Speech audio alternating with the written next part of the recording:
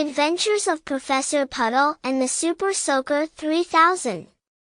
Once upon a time, in the rainy town of Drizzleville, there was a boy named Charlie who loved puddles. While most kids ran inside when it rained, Charlie ran outside to jump, splash, and dive into every puddle he could find. One day, after a particularly big storm, Charlie discovered something strange. There, in his favorite puddle, was a weird-looking water gun.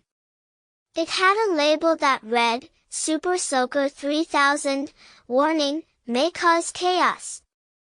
Charlie, of course, picked it up immediately. As soon as he pulled the trigger, an enormous blast of water shot out, and suddenly, things got weird. The puddles all around him started to bubble and grow. Before he knew it, the puddles had turned into full-blown water monsters, gigantic, wobbly, watery creatures with arms made of splashes and eyes that looked like tiny whirlpools. "Oh," Charlie whispered, watching the creatures rise up.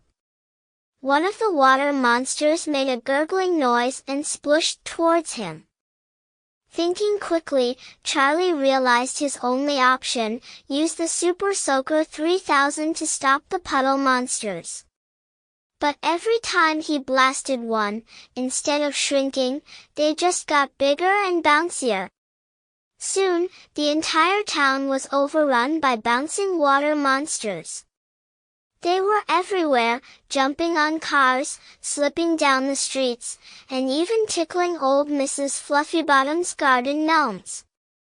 One giant puddle monster grabbed Charlie's bike and started riding it down the road. "That's my bike!"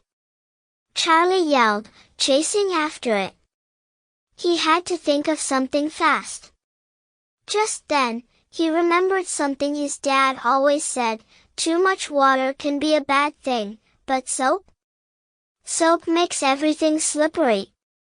Charlie ran to his house as fast as his soggy shoes would let him, grabbed a big bottle of bubble bath soap, and ran back to the park where the biggest puddle monsters were having a splashing contest.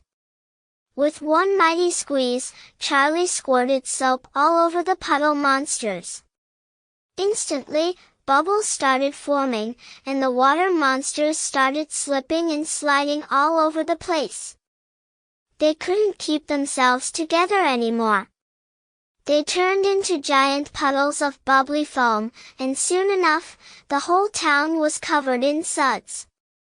The monsters gurgled one last time before collapsing into harmless puddles again. Charlie gave a big sigh of relief as the last puddle monster fizzled out with a pop.